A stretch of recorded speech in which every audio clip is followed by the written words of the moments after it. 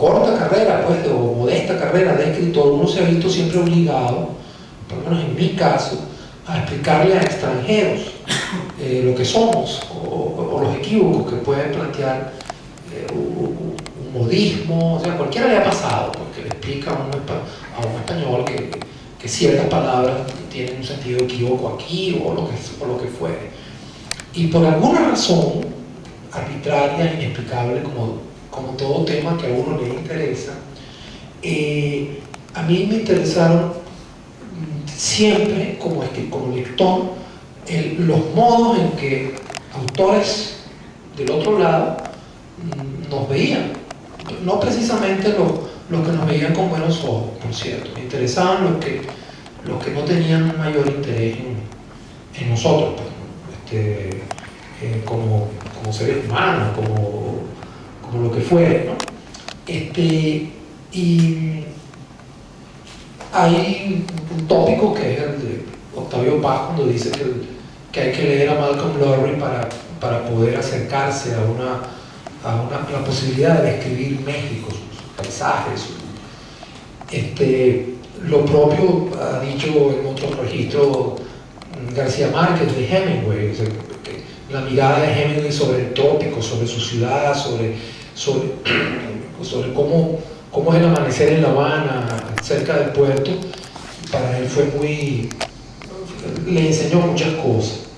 A mí me ha interesado en mi adultez mucho lo que Vivian Naples, del Premio Nobel del 2000, tiene que decir sobre América Latina y sobre el tercer mundo en general, y por supuesto Conrad, que su novela Nostromo es para mí y para muchos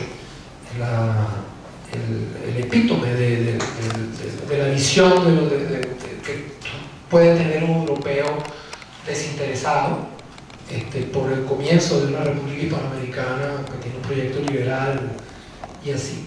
Pero en lo que atañe estrictamente a mi ciudad, yo nací en Caracas, me crié a salto de mata en campos petroleros, pero nosotros éramos caraqueños, mi padre, mi madre, es el modo como aprecio cuando converso con arquitectos, urbanistas. No tengo muchos amigos en ese gremio, pero los tengo. Siempre me llamó la atención cuánto hemos olvidado el impacto del petróleo, de la actividad petrolera, en los modos de nombrar nuestra ciudad. Alguna vez conversé esto con Rafael, y me voy de ejemplo, ¿no? Para no... Yo quisiera llamar la atención sobre un hecho que es obvio, pero de tan obvio lo olvidamos. Este año cumplimos 200 años de vida independiente, por no decir republicana, no me atrevo a decir que son 200 años de republicanismo. Y el primer catastro geológico encaminado a encontrar petróleo en Venezuela, a encontrarlo con intenciones comerciales, convencionalmente modernas, se hizo en 1911, entre 1911 y 1916. Lo hizo un extraordinario geólogo estadounidense con un equipo muy grande, llegaron a ser 40 geólogos, venían de a puñitos, de a dos por turno, porque el país era un infierno de malaria. Y esto no tendría la menor importancia si no fuese porque Arnold era además un extraordinario fotógrafo aficionado. Entonces, en mi interés por recuperar la historia petrolera de mi país, que como ustedes saben, somos un país que tenemos 100 años vendiendo petróleo y 100 años dándonos pena, ¿no? O sea, Black Pietri, Iragorri, Montero Silva, todo lo que tú lees es para apenarnos de que seamos un país petrolero como si tuviéramos la culpa, porque ahí en el subsuelo hubiese petróleo, y siempre una nostalgia por una presunta pomona arcaica, sociedad cafetera que fracasó, obviamente fracasó. El caso es que a mí, cuando yo descubrí que Arnold existía, y lo descubrí porque yo de niño y adolescente andaba revuelto con geólogos petroleros, me interesaron esas fotos y me interesó todo lo que pude leer sobre qué pensaban esos gringos cuando nos descubrían desde la perspectiva del geólogo petrolero que a la vuelta de un año se tiene que ir, que no está interesado en que lo pique bicho y que le dé malaria o que lo fleche un motilón. Y en particular me interesó qué era Caracas para ellos. Bueno, el primer cuartel que tuvo la gente de lo que después fue Shell, aquí hay una paradoja porque el petróleo empiezan a buscar los ingleses, pero contratando geólogos americanos, porque la geología petrolera es un arte americano, ¿no? Quien lo desarrolló fueron ellos. Estaba de Salas a Caja de Agua número 4. Y esa es una dirección que yo nací en el 51, todavía en mi primera juventud había un puesto de socorro en la esquina de Salas, que es donde está por ahí, eso está cerca de donde está actualmente el Ministerio de Educación. Había un famoso puesto de socorro donde llevaban a todo el mundo.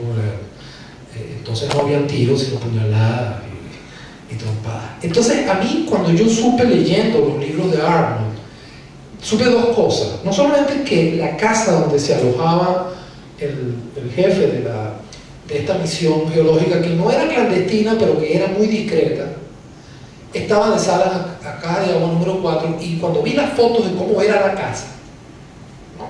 La casa del señor Louis Proctor, que era el jefe de estos geólogos, es una casa caraqueña, de gente acomodada, obviamente, con un jardín andaluz y lo que claramente se ve en las fotos como azulejos y granados y así, y unos gringos con unos planos metidos dentro de unos mosquiteros, ¿no? Eso me llamó mucho la atención, pero lo que más me llamó la atención y me enternece cuando lo pienso es que la clave, es decir, cuando venía un geólogo que lo contrataban muy de caleta, a ver si me explico, este catastro lo estaban pagando los ingleses, los geólogos eran gringos, casi todos de California, gente muy bien formada, y la Standard y las otras empresas petroleras que estaban en México veían a Venezuela como gallina que mira sal por el problema de la malaria, que al imperio británico le importaba un bledo, porque los ingleses tenían un imperio colonial y a ellos les daba menos culillo meterse para estos zanjones, ¿no? El caso es que la clave que le dio Ralph Arnold a los geólogos que venían era que se alojaban en un hotel que estaba en el centro, donde siempre hubo un hotel. Si cuando uno busca en el que es históricamente el primer libro que se imprimió en Venezuela, es una guía de viajeros que escribió Andrés Bello, ¿no? Se llama aquí, olvidado el nombre, pero es algo así como Guía de Viajeros de Caracas de 1810. Ahí estaba la posada del Ángel, y que pasó de mano en mano. Entonces a esa posada que llegaban los gringos, y después se presentaban con un plano que les daban, iban y caminaban, porque la cuadrícula era muy pequeña, la cuadrícula original de Caracas, y llegaban ahí. Ellos tenían la instrucción de ir a la estación de telégrafo más cercana, no me imagino dónde podría estar, seguramente en Carmelitas, donde en la casa del Marqués de Mijares hicieron el correo. Y entonces ellos ponían un telegrama interurbano donde decía Salas a Caja de Agua número 4. Esa era la clave de que ya estoy en Caracas. Eso a mí, valga lo que valiere, tiene un significado literario. O sea, porque unos tipos que buscando la clave más secreta, estas direcciones tan locas de estos tipos, que no son calle Comercio 504, esto es perfecto para que los ingleses no sepan, los americanos no sepan que estamos trayendo geólogos. Bueno, esa es una de las cosas que yo he, en mi lugar en la historia, en el impacto que el petróleo ha tenido entre nosotros, es la más remota, ¿no? Más cercana es mi propia vida en esta ciudad. Y es que no sé si a ustedes les pasa, como arquitectos, urbanistas, pensadores de los espacios citadinos, y es que cuando una ciudad es tan provisional, ese tópico que Cabrujas ya nos ha legado de un modo, cuando hay tanta provisionalidad en una ciudad como esta, provisional que recuerdo un famoso chacarrillo, un poema de Aquiles Nazoa que decía, ¿verdad que los venezolanos hablamos como en sueño? Porque siempre estamos hablando en copetérito. Donde quedaba la panadería de Solís, ahí después hubo cualquier cosa, y los chicos, eso es donde quedaba la... Bueno, yo todavía alcancé a vivir y a criarme en el centro cuando el sentido de las esquinas era el sentido original. Es decir, el sentido como uno lo memorizaba era el sentido de la circulación de las esquinas. Después supe que era una cuadrícula muy chiquita comparada con la cuadrícula de las otras ciudades de India. Y pues, por supuesto, pues, estudiando en el centro y viviendo en el centro, yo podía imaginarme, bueno, aquí fue la casa de Casaleón y aquí en la esquina de Maturín vivía Diego Lozada. Bueno, eso es algo que era como natural, que uno lo supiera. Lo que hoy en día nos ocurre es que uno tiende la mirada incluso por paisajes fotográficamente recuperados muy recientes, de apenas 50 o 30 años, y tiene que hacer un esfuerzo para decir, aquí está la pollera que estaba donde ahora está el Four Seasons, ¿no? Esta es la calle, esta es la avenida Luis Roche, rayos, mira, aquí está la plaza que ahora llaman Francia y que entonces era la plaza también, el obelisco. Bueno, a mí me pasa eso con el mundo petrolero, porque mi padre trabajaba para una pequeña petrolera muy chiquita. En una época trabajó para una petrolera muy chiquita, tan chiquita que no tenía pozos, que se dedicaba, era ¿cómo se llama? Ustedes me dicen cuándo me paro, yo creo que en 5 minutos termino.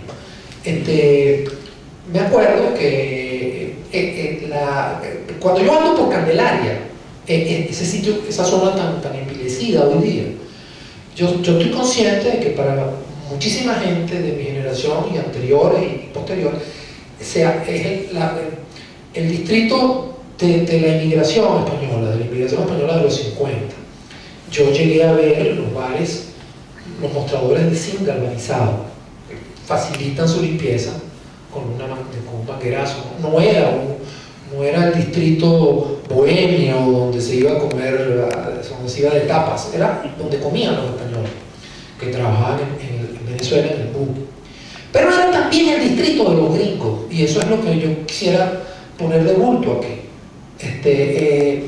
Todos somos caraqueños o vivimos en Caracas, ¿no? Entonces yo voy a empezar a contarles cómo es ese circuito caraqueño, que si yo algún día tengo tiempo lo voy a plasmar en un libro que estoy escribiendo sobre historia petrolera. Voy a tratar de transmitir lo que a mí me ocurre. Donde actualmente está la Comandancia General de la